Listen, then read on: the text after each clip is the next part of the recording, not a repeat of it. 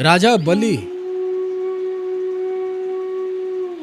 जो कि दैत्य कुल में जन्म जिसका हुआ, राजा बलि का, लेकिन बलि में एक विशेषता ये थी उस राजा में कि वो दान किया करता था। दान परायण राजा था वो। उसमें दान करने के गुण उसमें मौजूद थे। और ये बात को उनके गुरु, जो दैत्यों के गुरु शुक्राचार्य हैं, उन्हें भली भांति पता था। तो राजा बलि अपने गुरु शुक्राचार्य की मदद से और समस्त असुरों की मदद से स्वर्ग पे अपना आधिपत्य जमा लिया। तीनों लोकों पे, स्वर्ग पे, पृथ्वी पे, इन दोनों जगह, स्वर्ग पे और पृथ्वी पे, दोनों पे अपना आधिपत्य उसने स्थापित कर लिया, वर्चस्व स्थिर कर लिया। सारे देवताओं को वहां से, स्वर्ग से मार कर भगा दी, वहां से परास्त कर दी। समस्त देवता क्षीर सागर में नारायण भगवान के पास त्राहि माम प्रभु, त्राहि माम प्रभु, त्राहि माम प्रभु, इस प्रकार कहते हुए समस्त देवता भगवान नारायण के पास पहुंचे। नारायण भगवान क्षीर सागर में अपने शेष शैया पे लेटे हुए, नेत्र बंद, चतुर्भुजी रूप में माता लक्ष्मी उनके श्री अंग के श्री चरणों की सेवा जो कि निरंतर करती हैं, वो करती हुई थी। और ठाकुर जी नेत्र को बंद कर किए हुए सुखपूर्वक शेष शैया पे विराजमान शयन कर रहे थे। उसी समय देवता त्राहि माम करते हुए आए, दौड़े क्षीर सागर, और प्रभु के नेत्र खुले, निद्रा भंग हुई। देवताओं की तरफ मुस्कुराकर ठाकुर जी देखने लगे और देवताओं से पूछे कि क्या विपत्ति आ गई देवताओं, क्या बात है जिस प्रकार कोलाहल करते हुए हमारे निवास पे आप सभी यहाँ प्रस्तुत हुए हैं। देवताओं के राजा जो इंद्र हैं वो कहने लगे कि क्या बताएं प्रभु, असुरों का जो राजा अभी बलि है, शुक्राचार्य की सहायता से, शुक्राचार्य के परामर्श से और अन्य असुरों के मदद से उसने हम सब देवताओं को परास्त करके स्वर्ग से निकाल दिया, हमें स्वर्ग से हमें खदेड़ दिया है, बाहर भगा दिया। पृथ्वी पे हाहाकार मचाए हुए, पृथ्वी लोक में को भी उसने परास्त करके वहां के भी सभी राजाओं को उसने जीत लिया है। समस्त पृथ्वी को और स्वर्ग को, सारे संपदा को अपने अधीन कर लिए। श्री हरि नारायण मन में विचार करके देवताओं को संतावना प्रदान किए और कहें कि देवताओं तुम निश्चिंत होकर यहाँ से चले जाओ, तुम सब देवताओं का कष्ट दुख को मैं अवश्य ही शीघ्र ही दूर कर दूंगा। सब देवता वहाँ से गए, प्रस्थान किए, ब्रह्मलोक में जाकर तब तक रुके। ब्रह्मलोक गए, प्रभु यहाँ एक अवतार प्रभु ने लिया जिसे वामन अवतार कहते हैं। वामन भगवान का छोटे से बटुक ब्राह्मण के रूप में अवतार लिए और कुशा की छत्र, आप सब ने अगर कभी चित्र देखे होंगे वामन भगवान के, श्रीमद् भागवत में तो वर्णन ही है किस प्रकार वो बटुक भगवान वामन के रूप में प्रकट हुए और स्वर्ग की ओर प्रस्थान के। राजा बलि के जो स्थान है रसातल, वहाँ गए राजा बलि के पास। तो राजा बलि वहाँ यज्ञ कर रहा था बैठकर। यज्ञ, उसके गुरु आदि असुर भी थे, उनके गुरु शुक्राचार्य और राजा बलि। यज्ञ को समाप्त, यज्ञ लगभग पूर्ण हो चुकी थी। यज्ञ पूर्ण करके वो उठ रहा था। उसी समय बड़े सुंदर छोटे से वटुक भगवान वामन भगवान के रूप में प्रकट होकर, जिनके अनंत मुखारविंद से अंग अंग से तेज प्रकट हो रहा था, ऐसे जान पड़ते थे कोई दिव्य ब्राह्मण हो, कोई विद्वान वटुक ब्राह्मण हो। इस प्रकार जब वहां से बलि के नगर में प्रवेश किए, राजा बलि के समक्ष जब आए तो राजा बलि की एक पुत्री थी रत्नमाला।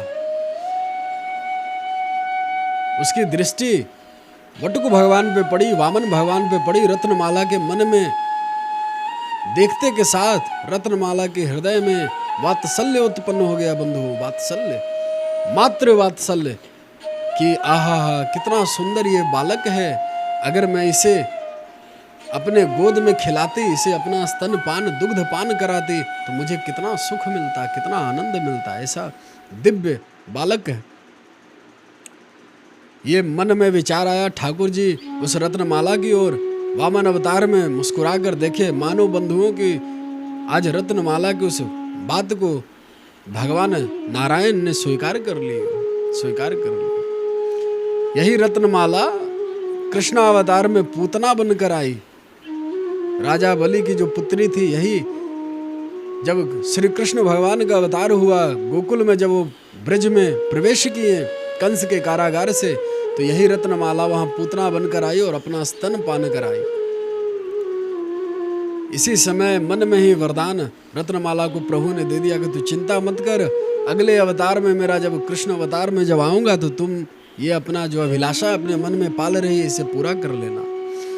इस प्रकार राजा बलि के पास भगवान वामन पहुंचे और राजा बलि से याचना करने लगे। राजा बलि साष्टांग दंडवत ब्राह्मण, दिव्य ब्राह्मण प्रतीत होकर राजा बलि उनके चरणों में साष्टांग प्रणाम किया, दंडवत किया।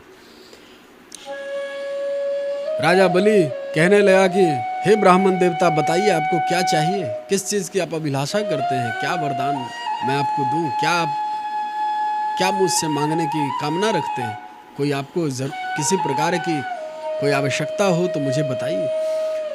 वामन भगवान तत्काल बोल पड़े कि राजा बलि, हमने आपका बड़ा नाम सुना है कि आप बड़े दानी राजा हैं, बड़े दान करते हैं। राजा बलि कहने लगे कि हे भगवान, हे ब्राह्मण देवता, आप सबों की, आप संतों की कृपा है मेरे ऊपर, आप ब्राह्मणों की दया है, आपने बिल्कुल सही सुना है, मांगिए मुझसे क्या कामना रखते हैं। मैं इस समय सारे पृथ्वी लोक का अधिपत्य एवं स्वर्ग लोक मेरे अधीन है, दोनों लोकों का राजा आपके समक्ष खड़ा है, मुझसे मांगिए आपको क्या चाहिए। वामन भगवान कहने लगे कि राजा, मुझे 3 पग भूमि दे दो, मुझे 3 पग भूमि चाहिए। वो भी शर्त ये है कि वो जो 3 पग भूमि चाहिए उसका जो मार्जन करूंगा, नापूंगा, वो मैं अपने चरणों से ही मापूंगा। उस 3 पग भूमि अपने चरणों से माप कर वो धरा मुझे प्रदान कर दो। राजा बलि मुस्कुराने लगे और कहने लगे, हे बटुक ब्राह्मण, हे ब्राह्मण देवता, एक तो क्या आप इतने छोटे से ब्राह्मण हैं, आपके चरण भी छोटे छोटे हैं, और मुझ विजेता जो कि अनंत स्वर्ग के धन संपदा एवं पृथ्वी का धन संपदा वैभव का जो स्वामी है, उससे आप मांग भी रहे हैं, तो केवल 3 पग भूमि, मुझसे कुछ विशेष मांग लीजिए, कुछ और मांग लीजिए, कुछ ज्यादा मांगिए। वामन भगवान कहने लगे कि बलि, हम बड़े संतोषी ब्राह्मण हैं, हम यजमान से ज्यादा की कामना नहीं रखते, हम जो कह देते हैं उतने में ही हम संतोष कर लेते हैं। उनके जो गुरु, बलि के जो गुरु शुक्राचार्य थे, वो मन में विचार किए कि बड़ा संतोषी ब्राह्मण है भाई, इतने संतोषी ब्राह्मण तो हमने आज तक त्रिलोक में नहीं देखा कि यजमान कह रहा हो कि और मांगिए और पुरोहित कहता हो कि हमें इतना ही चाहिए। ऐसा संतोषी ब्राह्मण तो पहली बार दृष्टिगोचर हुआ हमें। राजा बलि और वामन भगवान में वार्तालाप चल रहे थे, इतने देर में शुक्राचार्य वहीं पे बैठकर ध्यानस्थ, ध्यान में जाकर दिव्य दृष्टि से देखने लगे कि ये ब्राह्मण आया कहाँ से है, किसका पुत्र है, कौन है ये ब्राह्मण, जरा इसके बारे में खोज खबर तो करें। शुक्राचार्य नेत्र को बंद करके उस बटुक वामन भगवान के चिंतन करके दृष्टि, दिव्य दृष्टि से देखना प्रारंभ किया कि ओहो ऐसे दिव्य ब्राह्मण, तभी तो मैं कहूं कि ये बटुक ब्राह्मण इतने संतोषी ब्राह्मण कैसे निकले। ये तो साक्षात श्री हरि पधारे बटुक ब्राह्मण बन के वैकुंठ के सारे जगत के पति, सारे जगत के पिता है। ये तो मेरा जो शिष्य है बलि, उसका सर्वस्व को हरण कर लेंगे। सर्वस्व देवताओं की सहायता करने हेतु तो यहाँ पधारे हैं, दान तो केवल बहाना है, तो राजा बलि का सर्वस्व को हरण करने के लिए आज आप पहुंचे। राजा बलि से तुरंत उसके गुरु शुक्राचार्य जी बोलने लगे कि हे राजन, हे बलि, सुनो मेरी बात को, ये कोई बटुक ब्राह्मण नहीं, ये त्रिलोकेश्वर, समस्त लोकों के अधिपति श्री हरि नारायण तुम्हारे द्वार पे वामन के रूप में प्रकट हो गए हैं और तुम्हारा सर्वस्व हरण करने के मनसा से पधारे हैं। तुम्हारा सब कुछ हरण कर लेंगे। तुम बिल्कुल भी संकल्प दान देने की संकल्प मत करना, तुम्हारा कुछ नहीं रहेगा, सब हरण कर लेंगे प्रभु। श्री हरि हैं। तो राजा बलि अपने गुरु शुक्राचार्य की ये बात को मानने से इनकार कर दिए। बोले, हे गुरुवर, हे गुरुदेव, हे प्रातः स्मरणीय गुरुदेव भगवान, मैं तो दान करूंगा, क्योंकि अगर ये त्रिलोकाधिपति श्री हरि हैं, नारायण हैं, अगर आप कह रहे हैं तो भी मेरा कितना सौभाग्य है कि जो त्रिलोक को देता हो नारायण श्री हरि, वो प्रभु, वो भगवान मेरे द्वार पे याचक बनकर आए हैं। अब मैं इन्हें ना दूं, ऐसी मेरी मनोस्थिति हो ही नहीं सकती। मैं तो संकल्प कर चुका हूं, मैं तो अवश्य इन्हीं के चरणों से 3 पग भूमि अवश्य दूंगा। इस प्रकार जब गुरु का वक्तव्य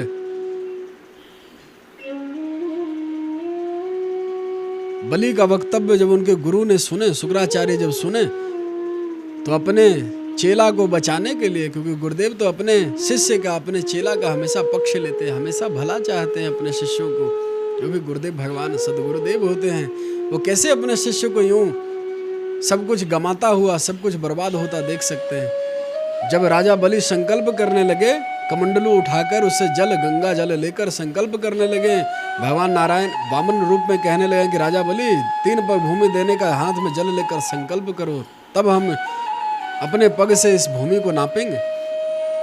राजा बलि उस कमंडलू को उठा दिया और शुक्राचार्य उस कमंडल का जो टोंटी का जो छिद्र था, वहां पे अपने शक्तियों के द्वारा, अपने माया के द्वारा उस टोंटी में जाकर बैठ गए और उस द्वार को बंद कर दिया, अंदर में ही जाकर प्रवेश कर गए उस कमंडल में। तो जल उससे गिरा रहे हैं राजा बलि, तो उस कमंडल से गिर नहीं रहा। तो वामन भगवान, जो कि उनकी जो छतरी थी वो कुशा की थी, कुश की वो छतरी थी, उस कुशा में से एक शीत को, एक कुश को निकालकर उस टोंटी में के छिद्र में कुश को अंदर तक कुश में दे मारा, जिससे शुक्राचार्य की जो एक नेत्र थे वो भंग हो गई, वो फूट गई, एक नेत्र नष्ट हो गए भगवान को उस कुशा के लगने के कारण। फिर शुक्राचार्य उससे विहल होकर बाहर निकले, फिर संकल्प हुआ, फिर प्रभु विराट रूप में राजा बलि देखता है कि वामन भगवान दिव्य विराट रूप में विराट रूप धारण किए जा रहे हैं, बड़े होते जा रहे हैं। महाविराट रूप में आकर एक पग को उन्होंने पृथ्वी लोक पे रख दिया, क्योंकि 3 पग भूमि मांग रहे हैं, तो पहला पग उन्होंने पृथ्वी लोक पे रखा, समस्त पृथ्वी के ऊपर पहले चरण रखकर पूरे पृथ्वी को अपने अधीन कर लिए। दूसरा पग स्वर्ग पे रख दिया, पूरे स्वर्ग उनके अधीन हो गए। और राजा बलि से उच्च स्वर में कहने लगे, हे राजन, तुम्हारा जो वाक्य है वो विफल न हो जाए, अन्यथा हम तुम्हें दंड देंगे। तीसरा 3 पग भूमि देने का, 3 पग भूमि देने का तुमने संकल्प किया है, तो तत्काल मुझे तुरंत बताओ राजन बलि कि ये तीसरा पग मैं कहाँ रखूं, बताओ मुझे। बहुत विनम्र भाव से राजा बलि दोनों हाथ को जोड़कर, अपने कर कमल को जोड़कर प्रभु को मस्तक करते हुए कहने लगे कि प्रभु, आपको कोई 3 पग भूमि क्या दे सकते हैं, लेकिन प्रभु मेरा संकल्प भी विफल तो नहीं होने दूंगा। तीसरा पग इस बलि के मस्तिष्क पे रख दें प्रभु। 2 पग से आपने मेरे संपत्ति को नापा है, तीसरा पग से, तीसरा चरण मेरे सिर पर रखकर मेरा जीवन, मुझे भी अपने चरणों से मुझे भी माप लीजिए, मुझे भी नाप लीजिए, मेरा जीवन को धन्य कर दिए। तो तीसरा चरण प्रभु ने राजा बलि के मस्तक पे रखे। ऐसे राजा बलि का जीवन धन्य हो गया। प्रभु बहुत हर्षोल्लास हुए उस राजा पे, बलि पे। ठाकुर जी बहुत प्रसन्न होकर विनती करने लगा। राजा बलि बहुत स्तुति किया, प्रभु उसे अपने दिव्य रूप में, चतुर्भुजी रूप में प्रकट होकर उसे दर्शन दिए। राजा बलि कहने लगा, हे प्रभु, आपने ये स्वरूप दिखलाकर मुझे मेरा जीवन धन्य कर दिया। उसकी आंखों से, नेत्रों से आंसू गिरने लगे। इस प्रकार अपने समक्ष बलि को विहल भक्ति भाव से देखकर प्रभु महादयालु करुणा निधान बलि से कहने लगे कि हे बलि, मुझसे तुम कोई वरदान मांग लो। राजा बलि कहने लगा, प्रभु आप मुझ पे अगर सचमुच प्रसन्न हैं तो मेरा पाताल लोक रसातल कृपया करके वहां द्वारपाल रूप में, ताकि मैं रोज प्रति आपका दर्शन कर सकूं। आपका संरक्षण में मैं रहूंगा तो मेरा समस्त राज्य, मेरा राज्य करना सफल रहेगा। समस्त राज्य में सफलता पूर्वक चला पाऊंगा, कोई नष्ट नहीं कर पाएगा। ये मनोवांछा से, ये मन से राजा बलि भगवान से ऐसा वरदान मांगे। नारायण भगवान एवं अस्तु तथा अस्तु कहकर वहां से अंतर्ध्यान हो